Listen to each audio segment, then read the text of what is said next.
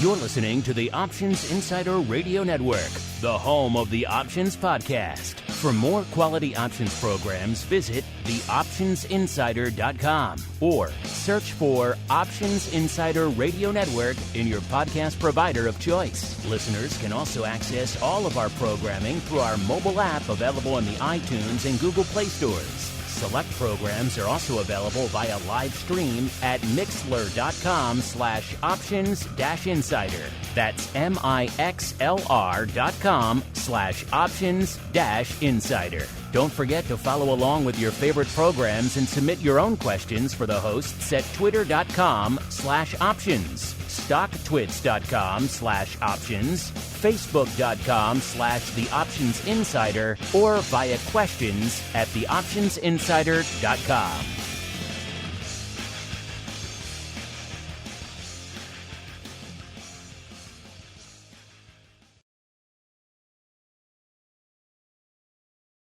Welcome to Volatility Views, the premier program for volatility traders. Each week, we'll take a deep dive into the world of volatility with in-depth analysis, trading activity reviews, strategy breakdowns, cutting-edge education, and much more. We'll also bring you exclusive conversations with the traders, researchers, and asset managers who are reshaping the volatility landscape. If it involves volatility, then you'll find it on Volatility Views.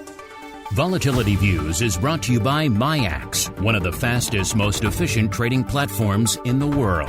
MIAX is proud to bring you Spikes Volatility products. Spikes options and futures are traded on the Spikes Volatility Index, SPIKE, offering pinpoint accuracy, radically faster dissemination, and a highly transparent settlement auction, all for ultra-low exchange fees. It's volatility reimagined. Learn more about Spikes at miaxoptions.com/spikes. Options and futures involve risk and are not suitable for all investors. The statements made are provided for informational purposes only and should not be relied on for financial or legal advice. And now, it's time to take a deep dive into the world of volatility. It's time for Volatility Views.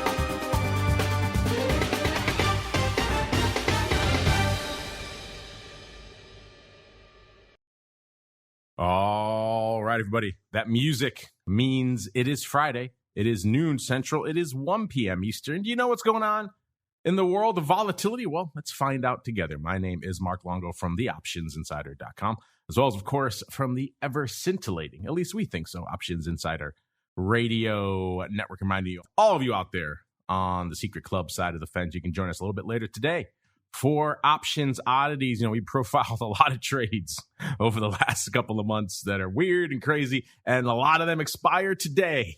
So we get to have a lot of fun looking at how some of these have performed over the past weeks, sometimes even days, or all the way out to months. So a lot of stuff to break down and parse and analyze. Coming up later today on Options Oddities, you guys can get all of that. The pro Q&As, a whole bunch more. theoptionsinsider.com/pro is the place to go. And however you're listening live after the fact, keep those questions coming. We do love to hear from all of you. And if you like what you hear, keep rating and reviewing on your platform of choice. It does help all the new folks continue to discover the world of volatility. And let's see who's joining us on the old program today.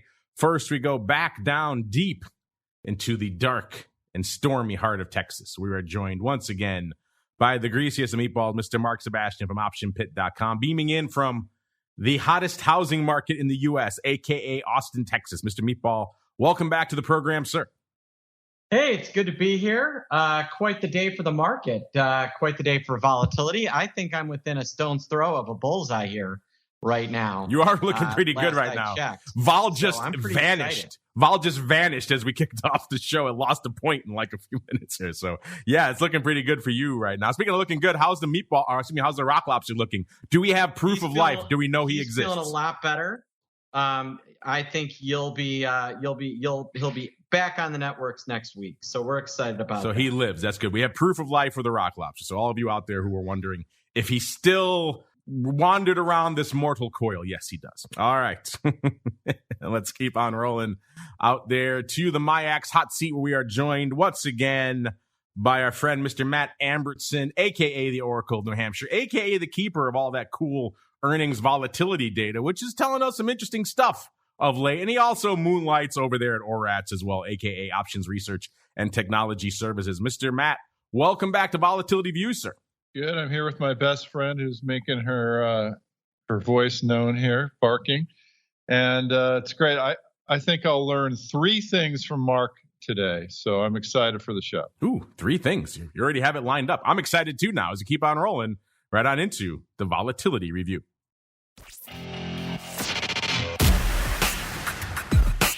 It's time to break down the latest developments in the volatility trading world. It's time for the Volatility Review.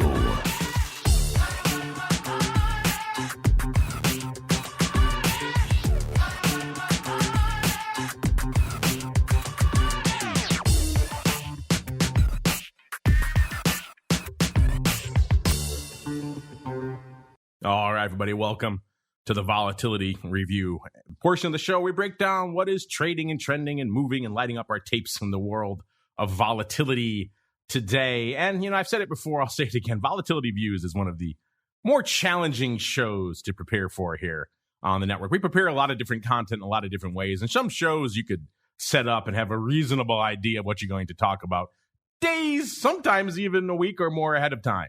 And then Volatility Views comes along and you can't really prep it more than like an hour, sometimes even a half an hour ahead of time because things move so much. When we have guests on the show sometimes and they ask, hey, what are we going to talk about a week or two ahead of time? I always just laugh. I was like, you have no idea what you're in store for because that vol is moving and shaking yet again. Coming into today's show, we are seeing the markets, they've struggled to find their footing, to put it mildly, this week. And then today, looks like they finally found it. They got their sea legs back again because we're seeing a lot of green on the old screen. NASDAQ up over 1% right now. S&P up over 0.75%, and Dow closing in on 0.75% to the upside. That means all that green means all this kind of vol that we kind of squeezed back into the balloon, all this consternation, all this juice is coming back out almost as quickly as it went in.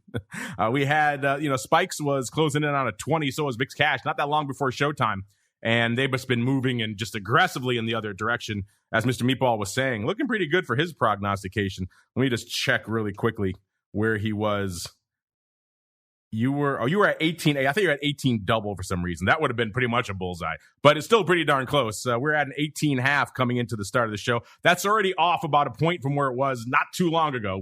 So still up about 3.25 points from where it was this time last week. Remember, we were all vacillating around a 15 handle this time last week, and we were talking, everyone was voting in our poll where it was going to close, and not many people had the 15 handle yet. That's what we got last week. This week, a whole range, pretty much every handle we put in that poll last week was touched at some point this week and beyond. It's been crazy. So VIX Cash still up about 3.25 points, but give it a few minutes and that'll be less. And then VVIX coming into showtime is at about a 123, up about 5 points from this time last week. So we have a lot to get to. And Mr. Matt, I know we have the earnings vol. We have some other stuff I know you've been analyzing first. But before we get to all that, it's been just a crazy, turbulent week from a vol perspective.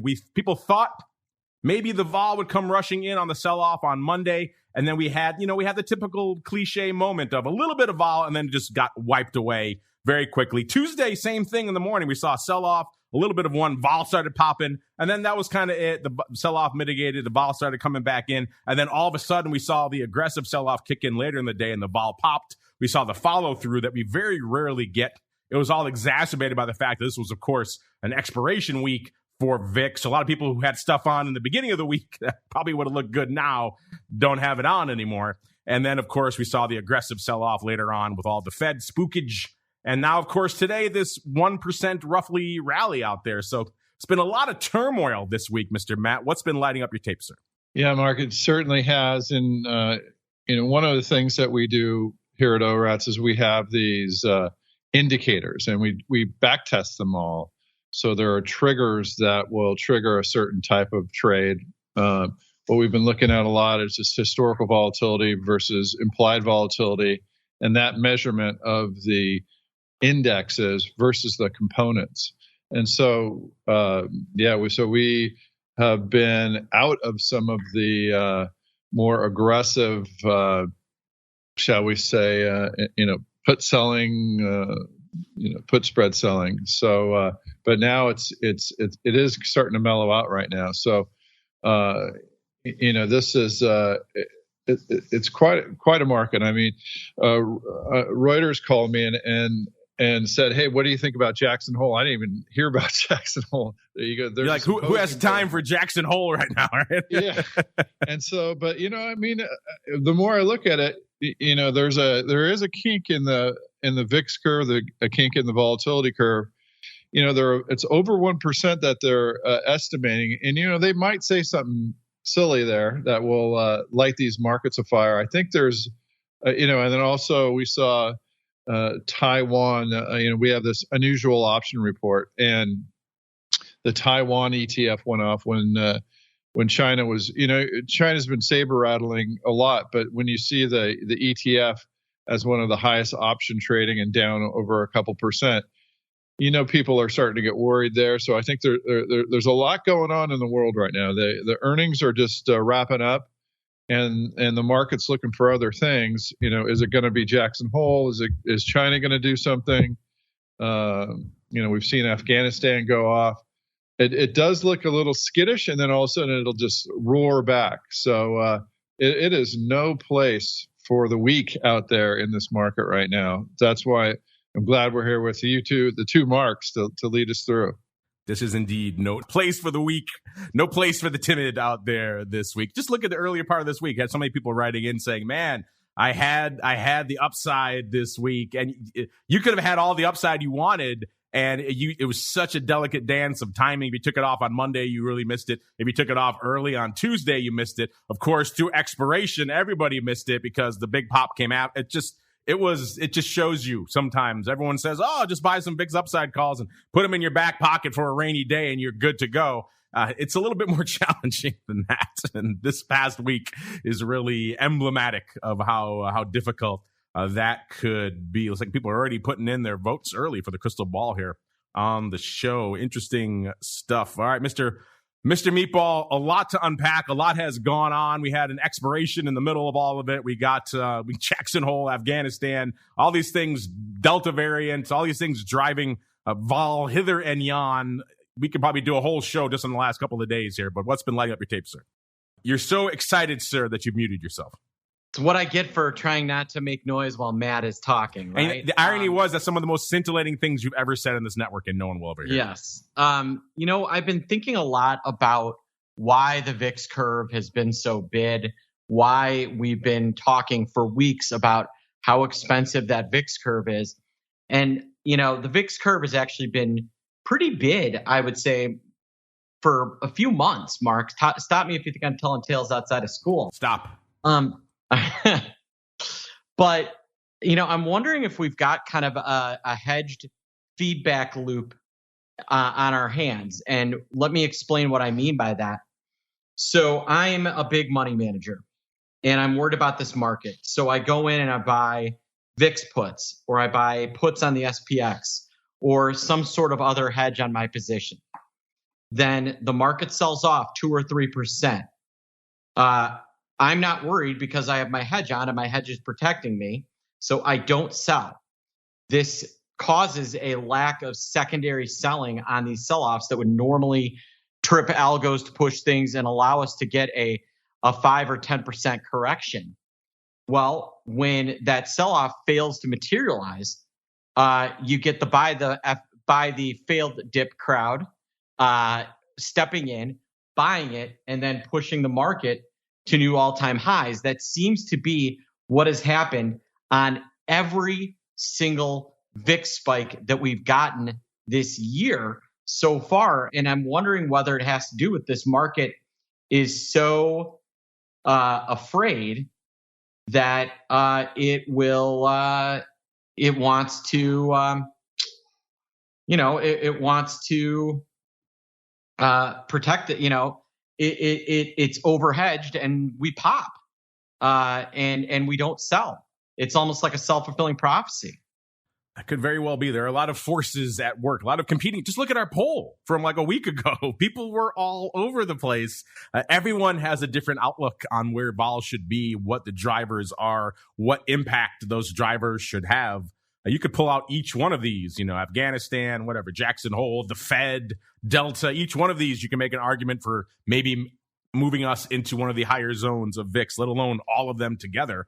So there's a lot of different factors at play out there and a lot to break down. This is going to be an intriguing show, I think, to say the least. Let's kick things off. You know what else is intriguing out there is in the land of the futures. The MIAX folks have been on here for a while now saying, hey, we're really kind of putting the accelerant on the fire there. We really want to get the futures out there trading. And we had Matt on here who kind of oversees all that last week. And he was saying, things are pretty much lighting it up. And that continues to be the case this week. They had another new daily volume record for Spikes futures this Tuesday, the 17th, 8,202 contracts going up. And that's great to hear for everyone out there who's listening to this show, who's saying, man, I've looked at the Spikes options and maybe I was a little intimidated because the markets were a wee bit wide. Well, this kind of thing, more of these over and over again, are translating into more volume out there and going to translate into tighter markets. So it's going to make it less intimidating for you folks. Because I get it. You look at like a VIX at the money put, you see a fairly tight market. You go look at something similar in Spikes and it might be like a buck wide. And you might be saying, what am I doing? What is going on here? So more futures volume definitely going to help incentivize those market makers to step up, tighten those initial markets. You don't have to kind of go in and kind of go fishing like you had to earlier, where in Spike's option, you had to kind of put something out there, maybe mid market, and hope someone would kind of try to step up and trade with you. And these days, with more and more volume pretty much every day out there on the Spike's future. So they're definitely kicking it off, which is good to see. And again, that's going to only translate into more options volume and tighter markets down the road, which is what we're all here for at the end of the day. And looking at the VIX futures, interesting stuff as well. Obviously, the August future off the board now. This week would have been a good argument for maybe a Friday expiration for VIX would have been nice this week. But hey, that's a conversation for another day. A SEP future up nearly 2 points coming into the start of the show. The OC future was just new on the board this week, so we don't have a comparison. It was right around almost 22.5 when we kicked off the show. So, Mr. Meatball, you mentioned kind of some backward juice creeping in there early. Any thoughts on what's been lighting up your tape and the evolution we're seeing out there, particularly in the front portion of the VIX futures curve, sir? Yeah, we briefly got into backwardation on Wednesday when the market completely sold off, but gave that away almost immediately. And now we're right back into that contango that we're all used to seeing, and the market is off to the races again. Really interesting stuff, though. Mr. Matt, same question for you. I know you have a lot of models over there when you're not busy analyzing Jackson Hole. You're looking at the vol surface and everything else. What are your models telling you vis-a-vis the VIX futures right now, sir? Yeah, I mean, that was interesting. Again, there's the one thing from Mark already about how big the VIX curve is, but the contango isn't as much in the SPY SPX. And, I think it's, there's a little that kink. What we do is we look at that kink and we apply what we do for earnings moves in order to figure out what the move is on there. And so that Jackson Hole kink, we're calling it, is kind of, leveled out the relationships of the first few expirations, I should say, in the SPX. So I think there's a bit of a disconnect between kind of what's going on in the term structure of SPY versus the term, how bid it is in the VIX. I think that's pretty strange. So that's what I'm seeing, Mark. This going to be a new model for you, sir, modeling around Jackson Hole, the Jackson Hole effect? Sir? Yeah. No, like I said, I didn't even know about it. And then, Reuters called me up and asked me to look at it.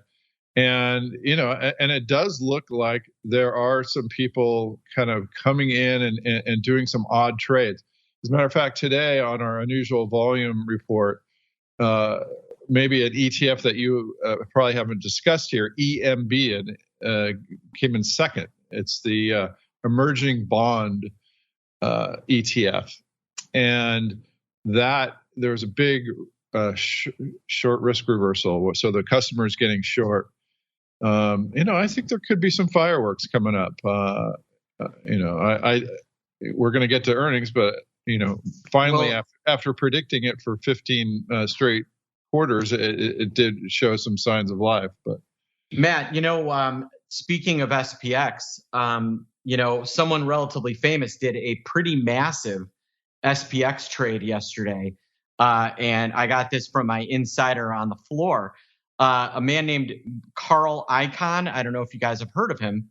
Doesn't ring a bell. 20,000, 3,600 puts yesterday in November in the SPX. That was Thursday, the 19th. Pretty big trade for Mr. Icahn. Pretty big line in the sand. Kind of an interesting trade. That's not normally his style. So would love to know your guys' thoughts on that one as well. He's trying to be Buffett, but let's say 2 years earlier.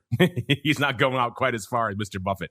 But I think if Carl picks up the phone, he gets the same premium that Buffett does when he calls and says, "What's the market on these puts?" My guess is that he gets a bigger premium. He could very well do it. He's doing it a little bit closer to home, November. That's certainly much more in my wheelhouse than the old Buffett style of kind of set it and forget it several years at least down the road. Mr. Matt, what are your thoughts on blasting away on the 3,600 puts there, sir? Yeah, interesting because the skew is very steep. And so, that's a trade that's going to have a lot more premium. You wonder what they're doing against it, but Icahn probably is not that option savvy. Who knows? But that's a steep skew. So he's getting a lot of volatility down there, November especially. And what tends to happen to the skew is right after November, it starts to flatten out as you get closer to, if you measure it by delta, which is the way that we do it. I think the appropriate way to measure put call skew. And what happens is that's about the time when it starts to flatten out. So as it's very steep, there's a lot of banks buying skew. And then as it gets to the shorter term, people say, hey, there's not that much time left, and it tends to flatten out. So it's an interesting trade, Mark. Yeah, I don't hate it. It sounds like someone in Carl Icahn's circle of influence there discovered skew and discovered puts and said, hey, we could sell these and get some juice and buy the S&P at these levels. And Carl's like, yeah, I'm down with that. Let's do it. So yeah, I definitely don't hate that trade here. Let's see if the market's liking or hating any trading out there in the option side of the vol space as well. We'll start in Spikes land, still pretty similar OI to what we saw last week. The top positions, let's just do a top five. Number 5, we've got the AUG 16 puts. Number 4, we got the SEP 17 puts. Number 3, the AUG 30 calls. Number 2, we've got the AUG 17 puts. And number 1, the AUG 20 puts. A lot of those top 4 there are all 1,000 plus or so for that kind of multi-leg trade we saw go up not too long ago. VIX options, you might think they'd be blowing the doors off today. And let's just do a last-minute check in case any other spurts of activity came in. No, only 1,000 more contracts. They're up to only 149,000 contracts on the tape. And you might have thought, I certainly thought, given some of the sparks of life we saw in the last few sessions, we'd see that ADV tick up. But it has been trending down prior to the start of this week, and that trend has continued. It's actually down about exactly 50,000 contracts from this time last week. It's down below 400,000 out of 392. And given what we have going on out there today, that's, I guess, not surprising. We don't have a ton of paper on the tape.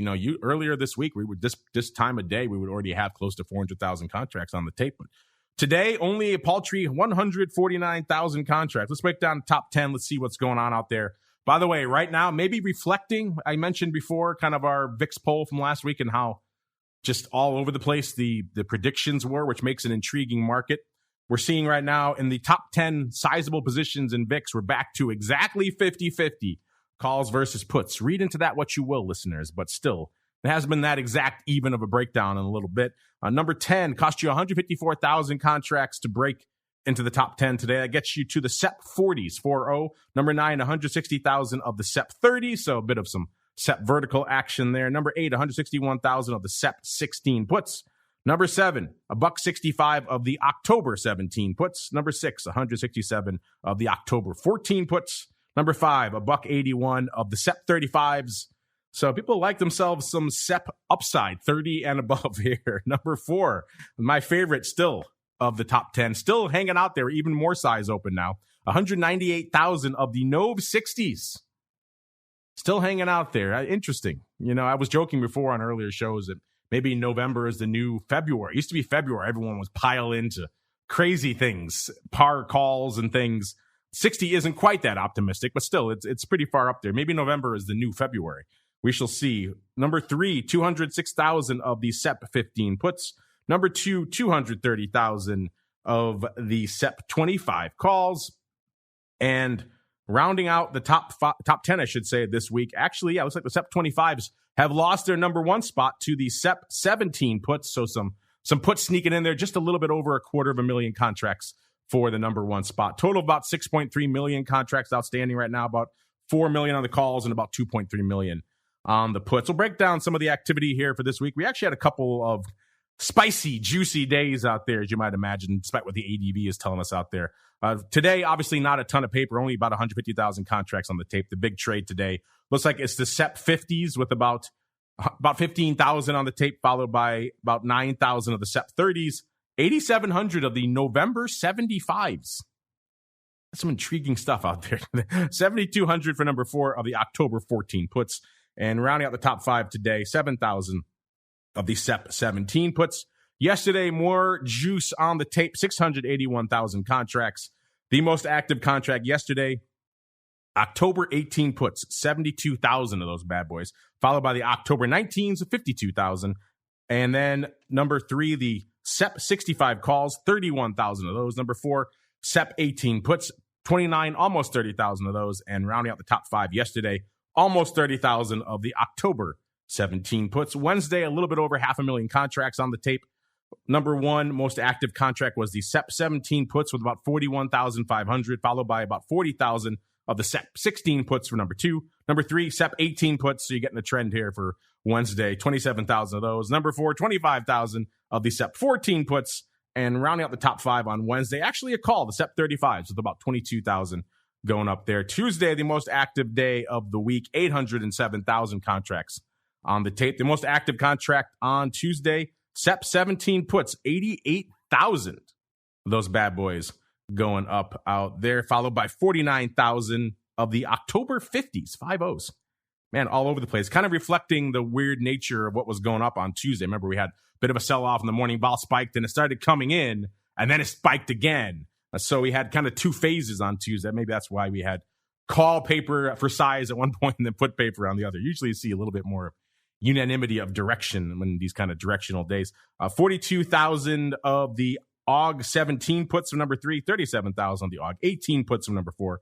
And rounding out the top 5 on Tuesday, 29,500 of the SEP 25 calls. Monday, the weakest day of the week, but then again, today is not done. Today's not looking that great. Monday, 280,000 contracts. So today may have a struggle to even get that. We'll see. 280,000 contracts for Monday. The most active contract, almost 21,000 of the AUG 17 puts. Followed by yet again, the SEP 50s, 14,000 of those. The 50 strike has had some odd persistence throughout the week here. Followed by number 3, 13,500 of the AUG 18 calls. Number 4, 12,000 of the SEP 15 puts. And rounding out the top 5 on Monday, November 35s with about 11,500. Mr. Matt, I know you watch a lot of inputs. Any intriguing VIX options trades or skew or any developments go up on your radar this week, sir? Yeah, so we do a lot of back testing, and one of, I've been, when I put a trade on, I immediately put the opposite on. So I was short some 100s and way out of the money in 50s, and those have not filled for weeks. And then just today, just this last little blip, those have been filling. So it looks like they're even though the VIX is relatively high at 18 and a half right now, they have no confidence in these. I like to have these type of calendars going, but we're getting filled on some shorter term calls. So it looks like they're really killing those right now. So that's the main thing I've seen. We do some UVXY. That's obviously tested very well. They tried to scare us by getting that up around 30, but now it's back down to 25. So those are the things that we're watching, Mark. Are you selling the wings again, sir? Are you out here blasting away at wings? Is that what you're doing when I'm not talking to you? just crushing nickel bids left and right.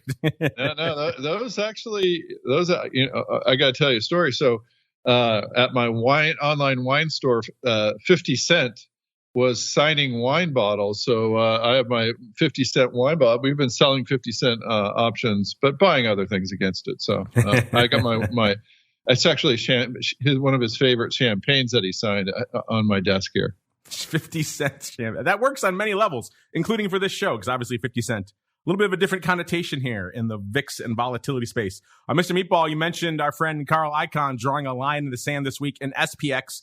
Anything catching your eye out there in VIX options land this week, sir? On a lot of the days where the VIX was a lot higher, we saw traders coming in for puts and not calls. That has been a pretty ridiculous theme of late, is that they love going after VIX puts. Part of that, and I wrote about this last night, was, have you looked at what realized volatility has been in the S&P despite kind of this selling today? Even with Wednesday and adding in today, your Garch realized vol on the S&P is less than 10. It's been like 8 over the last 10 days and maybe 9.5 over the last 20. Maybe that's part of the reason why I think we're seeing so much fading. We've seen them come in by strips of puts in September. Yesterday, they bought a huge ton of strips of puts in October. The theme has been wait for the market to pop and then fade this, and that is what we're seeing today, and kind of what we saw all week. Did see a pretty big, I believe it was a September put sold versus a long October call go up, but that's really been about it. It's been very much fade the move. We've not seen that race for calls that I would normally expect. Well, it's hard to blame them, right? You get punched in the face once and then twice, and then it happens 15 times in a row. Maybe you learn to just dodge it, because that's what's happened, right? Every vol spike we've dealt with for the better part of the last few months has been, has lasted in minutes, if hours at the longest, right? And so it's kind of hard to fault these people when they see they have minutes sometimes to get the peaks of these vol spikes before it just turns right back around like a parabola and comes right racing back down. It's kind of hard to fault them when they say, forget it, I'm not going to even bother with the upside. Look how challenging it was this week on the upside. And I'm just going to let it reset, and I'm just going to use it as an opportunity to fade again. I can't fault those people. I mean, given what we've seen of late, sure, you're going to get those crazy moments where VIX just does its thing way up to 35 or 40 or whatever. And in those moments, the calls are pretty easy to have on. But outside of those, it's a more difficult thing. And recently, at least, the puts have been the savvier and sometimes the easier to manage trade of the two. So I think that's where I can't fault people for wanting to go the path of least resistance. Speaking of least resistance, Mr. Matt, I know you have a lot of different factors in your models, including kind of the realized vol out there in the S&P. What are your thoughts on these still surprisingly low levels of actual vol we're seeing out there, sir? Okay, there's the third thing. I told you that Mark would bring 3 things to my attention that I hadn't seen. And I hadn't seen how low that historical vol or statistical vol is. I'm seeing it, just like you said, around 8.5. And the strange thing, and I mentioned this at the top of the show, is if you look at the historical volatility divided by the implied volatility, it is, I should say the other way. The historical volatility divided by the implied volatility is extremely low. It's as low as we've seen it, and that's what Mark, just echoing what Mark has said. And we compare that to the components that aren't nearly as low. So that's kind of a signal for or one of the data points that we look at. So we're kind of at historic lows as to that relationship. So a good point by Mark. All right, Mr. Matt, since we have you on, we've got to get into it. Since this whole pandemic madness kicked off at the beginning of last year, there's been one persistently surprising thing to me. Now at this point, I'm not surprised anymore. I'm kind of just immune to it. But it's been just the complete reluctance to annihilate vol on the earnings front. We had massive companies effectively coming out and saying, yeah, we got no guidance for the next year. We have no idea what's going to happen. We're withdrawing all guidance. And rather than the tailspin, the frenzy, the massive explosion of vol that would usually engender, it's been mostly like, okay. And they let the vol come in and they set it and forget it, and they do it again next cycle, and cycle after cycle. We've seen the earnings volatility pretty much just erode away. And for a while now, I've been saying, well, maybe this is the moment where we're going to see that inflection point where the vol worm is going to peek its head out of the rock and say, hey, I'm back. I'm here again. And every time I've said that so far, I've been proven wrong. You went out on that limb yourself. I think it was last cycle. And the same deal again that came for all the vol yet again. But Mr. Matt, I'm looking at the reports here right now, and I'm seeing a color for the season report that I'm not familiar with. Can you explain to me what this green is? I've never seen it before, sir. Well, I've had my sign out in front of my house, Earnings Lives Matter. And finally, they've listened. And the green on the earnings season report. So we put out this earnings season report. It shows the 6 weeks of earnings, and we track that. And usually the first couple weeks are poor for option straddle buyers, but the third, fourth, fifth weeks is often where we see some profitability. And I've been on the shows and saying, "Oh, don't worry, Mark, you're just talking to me in week 2. We're really going to see something in week 3 and 4." And it hasn't panned out. This whole pandemic has been horrid for option owners. And finally, this earnings season, I feel like I should have a noisemaker and a funny hat on. We finally, and celebrate, we finally see some life. 8% and even a break even last week or 2 weeks ago. So that's a big deal. We've actually been back watching it a lot more. I've been doing some more back testing in the earnings, like how to find the stocks that are going to move the most. We have some interesting factors in this earnings move report that we put out. What we're seeing is the stocks that are relative, implying a low earnings move and low volatility versus their historical volatility. They're often right on that. So those are the ones that we've been looking to sell. And sometimes when there's a leakage in there and there's a big either implied volatility spike, a kink that's off, those have been the stocks that have moved. AMD was one yesterday, didn't move very much. We saw that. We actually thought Robinhood might move a little bit more. There's not much history there, but that actually did not move too much. But we've got a few big movers out there. So it's earnings is back, Mark, which is great to hear. Yeah, Hood surprised me as well. I thought for sure that was a slam dunk, right? No brainer. This one's going to deliver. Yeah, nope, shrug. This pandemic has taught me, if anything, that it's not to predict anything when it comes to earnings and just take what the market gives you and go with it, because it's madness. But yeah, you can get these reports for yourselves, listeners. You know where to go by now. TheOptionsInsider.com. Just go to the Options News and Articles tab there, right on the top of the homepage. Click on that, and you can see all these earnings move results, and earnings season reports from Matt and his team over there at ORATS. Here, I'll break down a few for you. We have Hood there. They were at the 18th after the bell. They were at about $50 exactly. They were pricing in about 10%. They delivered about 9%, so not terrible, but in the early blush, seemed like they were going to do nothing. NVIDIA was pricing in about 4.8%. They delivered 4.3%. Cisco, 3.8%. They delivered 2.8%. BJ's Wholesale Club, 6%. They delivered 3%. That's pretty much the par for the course. Then you got names like Macy's, who kind of blew the doors off it. Kind of a surprise one there. Macy's was pricing in about 10%. They delivered 15.5%. So those kind of outliers are what is starting to turn things a little bit. So I'm looking right here at the earnings season report, listeners. Week 1 was 84%. Not great, but not terrible. Certainly not the worst we've seen. Week 2, much worse, 59%. Week 3, 70%. Then week 4, guess what Matt was talking about? We actually have green for the first time in a long time, 106%. So actually slightly outperforming the predicted straddles for the week. So if you bought the basket of all those straddles, you got back 6%. And then week 5, we had 102. So actually another week that's green. And so far this week, we're at 72%. So going back the other way again. But still, the season averaging out, Matt, at an 87% so far, which is, I think, the highest we've seen in a while. Is it not?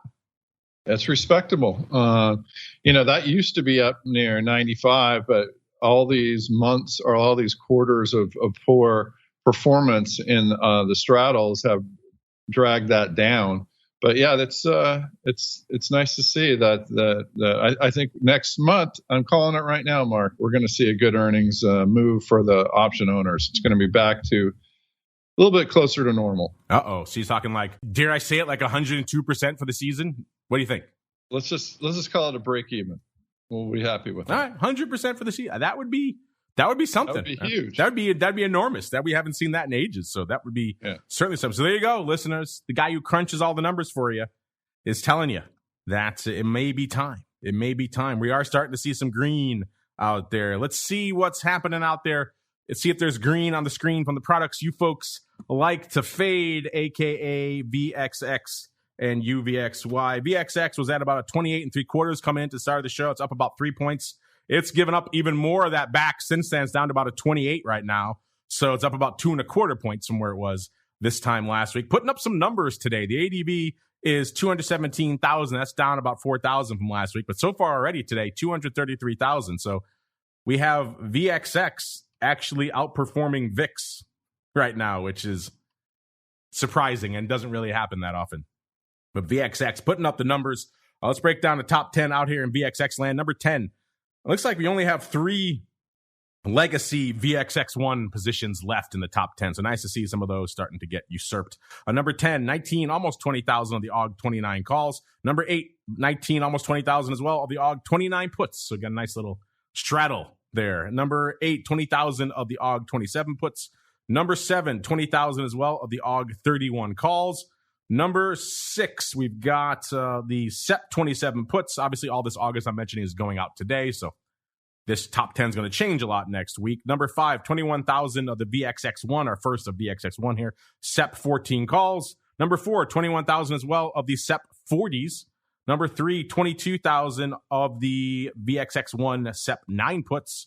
And number 2, our final pre-split adjusted position, 32,500 of the SEP 10 calls. And number 1 out there are the AUG 25 puts with about 33,000 contracts open. In terms of what's lighting it up today, like I said, a fairly active day.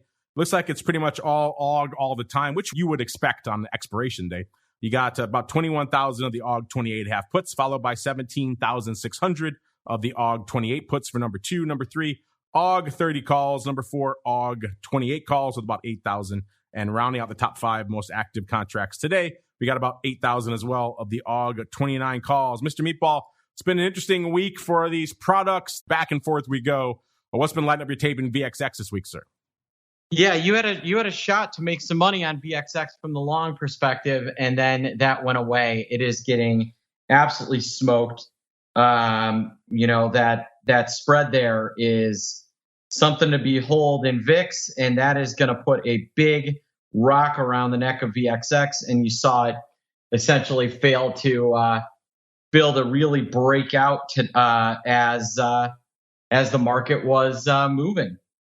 You know what else is moving is the other product you folks like to fade. That is UVXY. Coming into showtime, it was at about 26 even, puts it up about 3.5 points from where it was this time last week. As of now, it's at about 25 1/4. So up about 2 3/4 points from this time last week. So still up.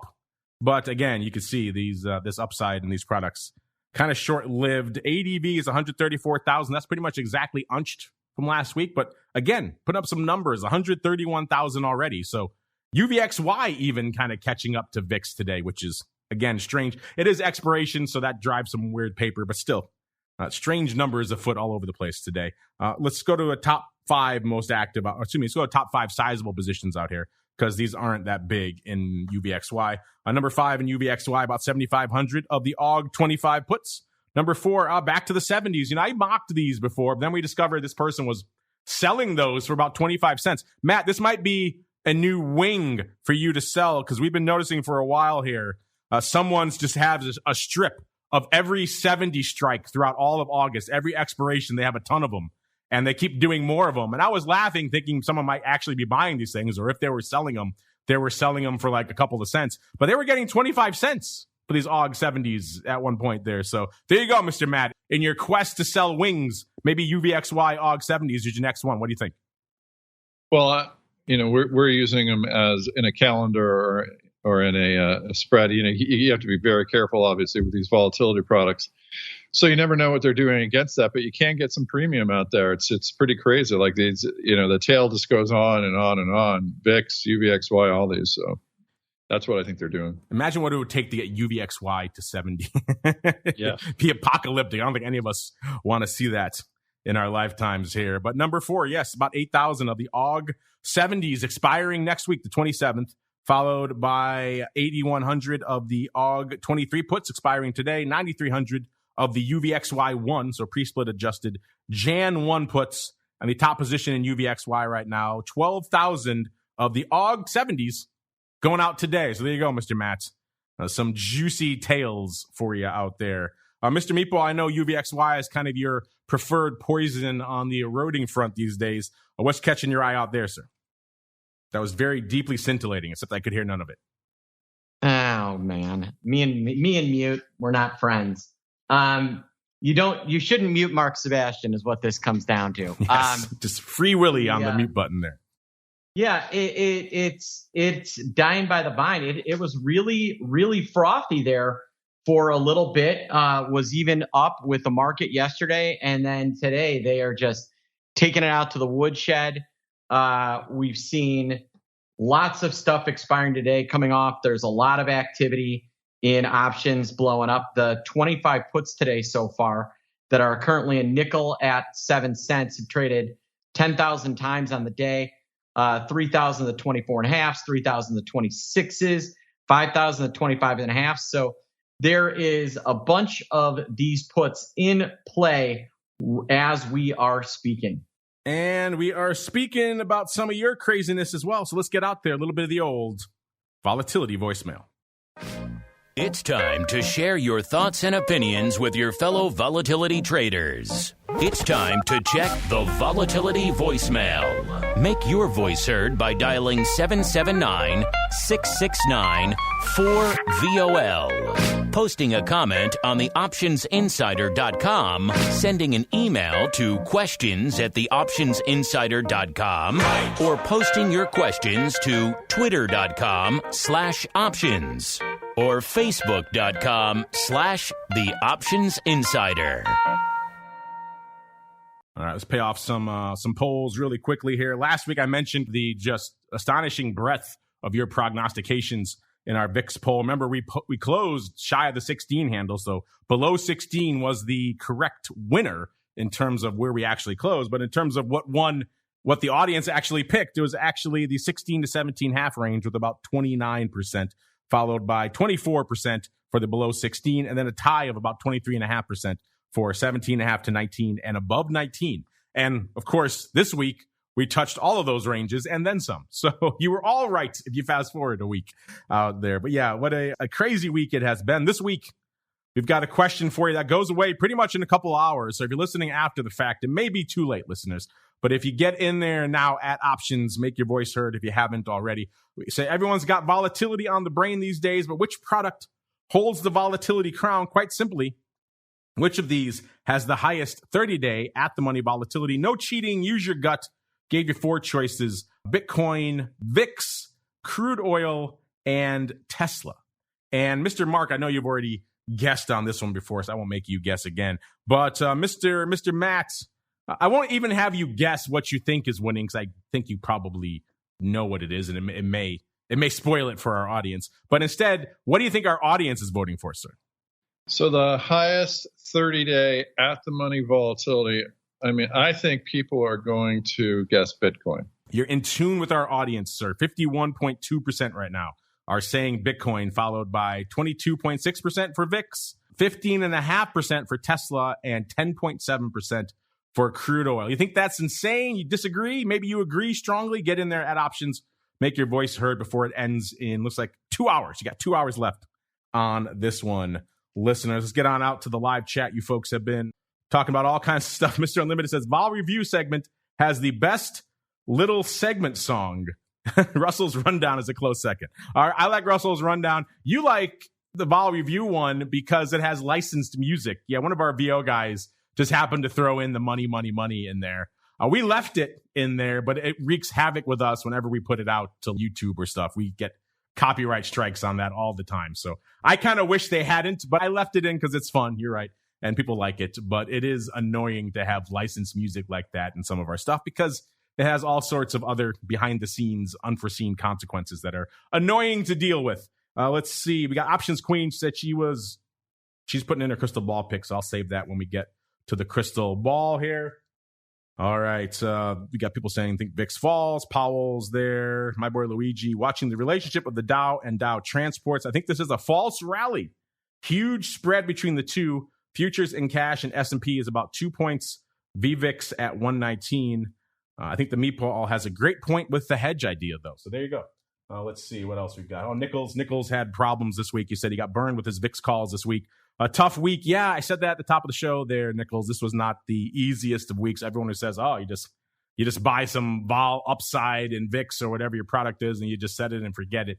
It's a little bit more difficult than that, particularly on weeks like this. Like I said, when it blows up to 40, anybody can make money. But on weeks like this, it's a little bit more difficult, a little bit more nuanced. Let's see. Speaking of difficulty and speaking of nuance, it is that time. I think it is time for us to open up our crystal balls and attempt to wrestle with the volatility gods for this time next week. It is time for the crystal ball. It's time to peer into the future and reveal what the volatility gods hold in store. It's time to look into the crystal ball. All right, everybody, welcome to the crystal ball, the portion of the show where we attempt to wrestle with the slippery pig known as volatility and attempt to pin it down for you folks out there, for all of your trading fun and information. And coming into the end of the show, let's see. Spike's actually getting a little bit of its life back. It's up to about exactly a 19. At the start of the show, it had eroded down to about an 18.5. So it got about a half a point back there in Spike's.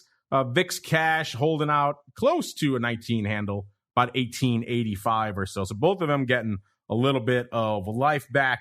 That puts, let's see, I was over 3 points away on both, so I do not win.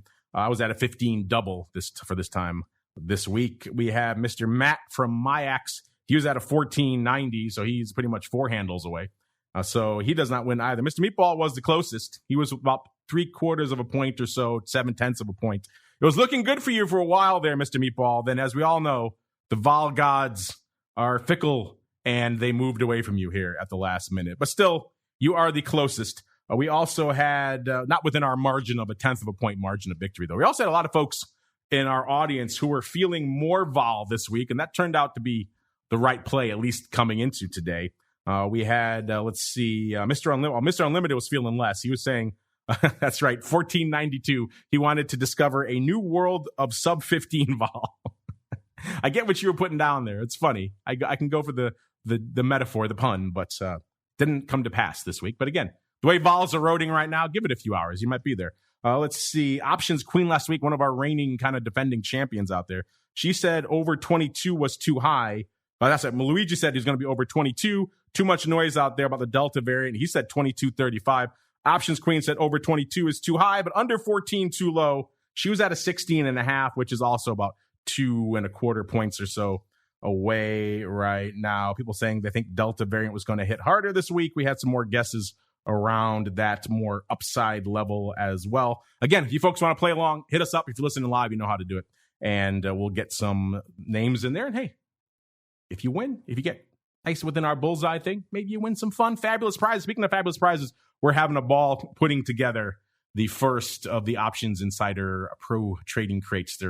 We've gone into the vault. You should see all the stuff we have in there. It's kind of ridiculous, quite frankly. And so it's good to maybe get some of it out of here. But it's awesome. And so we're starting to put these together, and it's fun, and it's kind of a debate. What should we put in here? What should go? So it's been fun. So they are being assembled as we speak. They will be out the door forthwith. I'll look forward to those. Those are pretty fun. And if you haven't won one yet, stay in there. Get in the secret club. That's for you folks only out there. All right, coming up, that's a long way around to nobody wins this week, but the meatball was the closest. So, Mr. Meatball, I will allow you to choose. Do you want to go first, or do you want to have someone else go first? I can go last. I like going last. I think I'm good at that. All right, you go last. Mr. Matt, since you haven't been on in a while, you feel up to taking the reins, sir? And what are you feeling for this time next week? I'm feeling it's going to get a little volatile. You know, I have to stand by my Jackson Hole, so I'm going to say a 20. Ooh. 20 even. Nice and juicy. And then if that happens, you can blast, nice wings. The 70s will be really juicy then in UVXY, sir. You could sell all those bad boys. You might get like 50 cents for them then. Sweet, sweet, sweet money there. All right, Mr. Meatball wants to go last. We got a bunch of our audience already chiming in here. We got Mr. Unlimited say, thinks VIX falls off this week. Powell is going to say we aren't tapering yet. Not until stimulus falls off. So I think VIX drops down to 1601. Luigi's there. He's talking about, where is it here? He says I was a week early. I'm going to hold firm at 22.35. Options Queen says that as well. She was too low this week. She thinks Luigi's guess for this week now may hit next week, which was a 22. So she's coming in. She came in about half an hour ago at about a 22. Luigi's up there as well. So Matt's up there as well. So we're getting some two handles out there. The 20 handle. That's interesting. Let's see. So I said we're at threatening the 19 level, but not quite right now in the VIX cash and spikes. There is a lot of tumult out there, and I could easily see, first off, the erosion kicking in. Then we get a couple other gears kicking in next week, right? We get these spikes up and spikes up and spikes up. Will they last throughout the week? That's always the question. And so, yeah, right now, you could have been wrong right this morning, wrong right now. That's the challenge of this game. That's what makes it so fun and so maddening and rip your hair out as well. So I do also think we've got a little bit more vol, but maybe not quite as optimistic as our audience or Mr. Matt. I'm going to go out right now. I'm going to say we're at a 19 handle this time next week. I'm going to say 1935. All right, so Mr. Mark, not quite as wide of a market as you usually have out here, a little tighter this week. What are you feeling for this time next week, sir? 1616. Oh, so that means your book is crazy long then, because you're fading your book. No, not fading the book this time. I broke my streak of that working, so I've got to go the other way now until I get back to 16. Then I'll start fading my book. So there's your market, a pretty wide one right now, listeners. We got a 1616 on the dark side. I'm way higher at 1935. And Mr. Matt is beyond me at a 20 handle. And looks like a lot of our audience is feeling a 20 handle as well, north of 20. Looks like others are feeling a 16 again. So we got some people fading as well. That's what makes a market. That's what makes vol so interesting out there. You could all be right in the span of a session, let alone a week, which makes it fascinating out there. So get your guesses in if you haven't already. The ones who get that bullseye, maybe a winner chicken dinner for you. All right, everybody. That music means we're done, at least for volatility views. But don't worry. If you're hanging out in the secret club, have a beverage, hit the restroom. We'll pump some fun stuff in there. We'll be back in pretty much exactly an hour for the expiration madness that is options oddities today. I was just looking at it before the show. It's so many trades that we profiled over the course of the last couple of months that all expire today. So we have a lot of catching up to do. A lot of fun stuff on the tape for this week as well. So stay tuned for oddities in about exactly an hour. But before we go, let's go back around the horn. Mr. Matt, you got a lot of things going on. You got your Jackson Hole models. You got your earnings front. You've got selling all the wings. If folks want to hit you up to learn about any of it, where should they go? What should they do? Yeah, come on over to ORATS.com. A lot of scanning, a lot of back testing, optimization, and holistic strategies and triggers and everything. So come on over to ORATS.com. See our new site, Mark.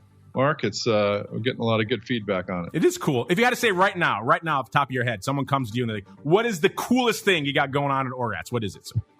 It's got to be our optimization. We could run thousands of strategies and find the best timing and ways to trade certain products. You know, it's pointed out a lot of things in VXX, UVXY. I'm not surprised that those products are, I know it's expiration, but more popular than the VIX. I think they're going to continue to be that way. We're finding some good back tests in those products. Yeah, the secret's out on these eroding products. Used to be kind of the best kept secret in town, right? VXX, and now it's everyone and their mother.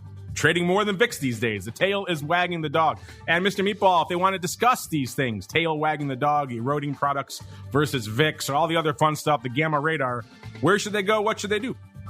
Yeah, if you want to read about the stuff that I was talking about in the show today, go to optionpit.com and look up our newsletters and click on the VIX Edge, and you'll get that sent to you right away. There you go, VIX Edge at optionpit.com. You know where to go to check out a little thing called Spikes, MIAXoptions.com/spikes. It's got all the data there. It's got the releases for things like these new records in the VIX futures out there. It's got historical data for Spikes. It's got a cool little video about what the heck Spikes is if you're confused. They got some cool stuff there as well, including a link to a cool show called Volatility Views. What more could you ask for? From a volatility-oriented destination, MIAXoptions.com/spikes is the place to go. And we got to get on out of here, but we'll be back again, like I said, in less than an hour now for all the fun that is Options Oddities. Then back again on Monday to kick it all off with the option block all the way through to another Friday, another episode of Volatility Views. Have a good weekend, everybody.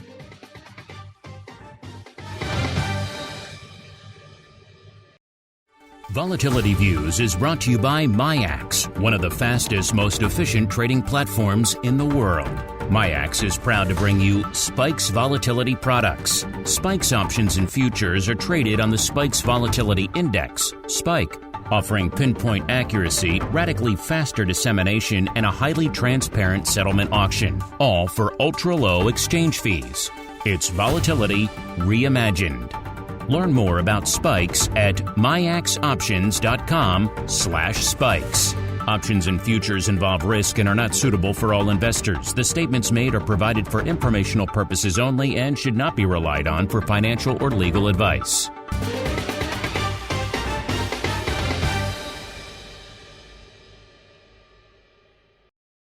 You're listening to the Options Insider Radio Network, the home of the Options Podcast. For more quality options programs, visit theoptionsinsider.com or search for Options Insider Radio Network in your podcast provider of choice. Listeners can also access all of our programming through our mobile app available in the iTunes and Google Play stores. Select programs are also available via live stream at mixlr.com/options-insider. That's mixlr.com/options-insider. Don't forget to follow along with your favorite programs and submit your own questions for the hosts at twitter.com/options, stocktwits.com/options, facebook.com/theoptionsinsider, or via questions at theoptionsinsider.com.